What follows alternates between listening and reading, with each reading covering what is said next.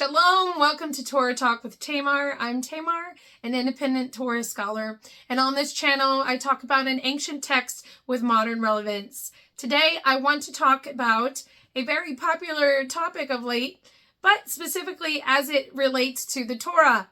Today I want to talk about 10 basic principles of homesteading, and these could also be extended to farming, in the Torah. Throughout the Torah, there are a number of instructions for how to run agricultural endeavors. The ancient Israelites were an agrarian society, and they found their sustenance and well-being in growing and having livestock. This is how they sustained themselves as a culture for a very long time. And there is a resurgence of homesteading becoming a way of life for people, from mini homesteading to large estates and farms. And we can look back into the Torah for guidance from an ancient text in our modern lives. So the first one that comes to mind is not to sow two seeds in the same field. And I believe this can also be applied to gardening, which is usually done in a much smaller space. You know, you're not using acres and acres of land to grow potatoes or tomatoes or whatever you will. So if you partition an area in your garden for a particular produce, you can't mix two different seeds in that same area that you've partitioned. So you shouldn't grow your carrots alongside your cucumbers in the same box, for example. So that's the first one. Don't sow two seeds in the same field. The second one is to not mate two species of behemoth. And there is a controversy over how to interpret that word. Some people believe it means any of your animals, your chickens and roosters, your sheep, your goats, whatever it is that you have, that you cannot mix two species. And other people believe that just means your large cattle. I side with the scholars who believe that behemoth is your large cattle. I believe it has more to do with having a pure sacrifice on the altar than it does with just saying, for example, making sure that every species is preserved intact. Reason with me for a minute. In Leviticus 18:5, it says that the purpose of the Torah is to give us life. So all commands should be interpreted in a way so as to keep life going and to keep human life going. So let's say, for example, somebody's livestock or their poultry birds were ransacked by predators, which is common for homesteading and farming. If you only had one rooster survive and one chicken survive, should you just terminate their life and prevent them from breeding?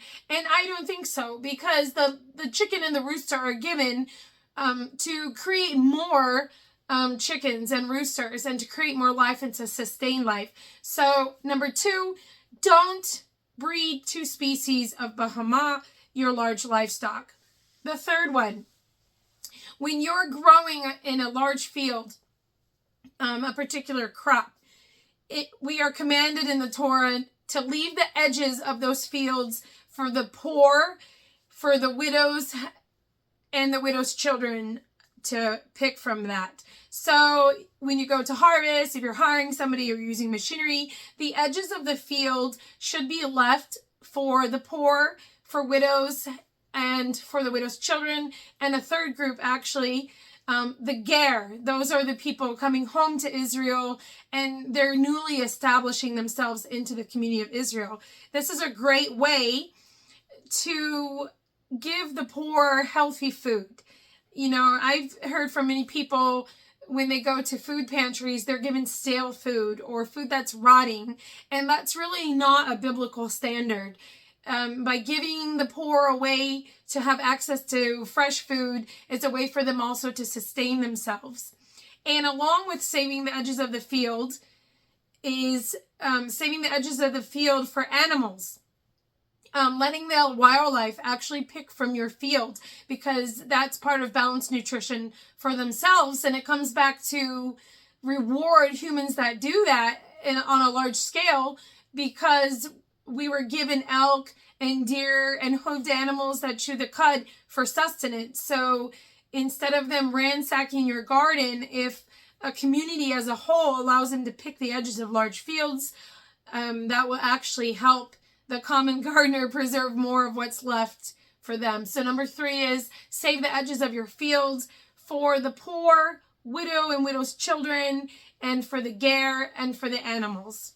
And number 4 is about a cyclical pattern of harvesting and growing. So every 7 years, the children of Israel are commanded to not grow anything from the soil, to give the land a Shabbat, so that those inner workings, those organic compounds can renew themselves and the bugs can do their things and the soil can have its rest. So number 4, don't work the land every 7 years.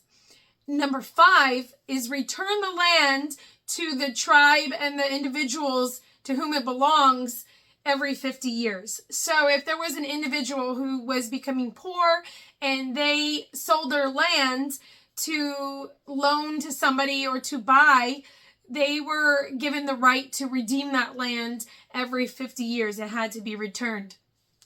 So number 5, every 50 years, the land had to be returned to the person who sold it to raise themselves out of poverty.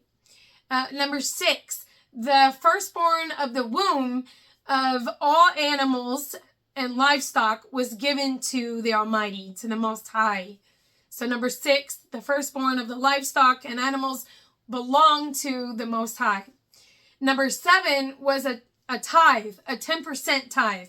So 10% of all the animals and the land was given to the Most High. And from that, in Deuteronomy 26:13, it says that it is to be given to the Levites, to the ger who is coming home to Israel, and to the widow and the widow's children, Yathum. So those 4 protected populations would receive that tithe of 10%. So number 7, the 10% tithe of the land and the animals, reserve that for the Most High, and then give that to the Levites, the ger, the widow, and the widow's children, Yathum.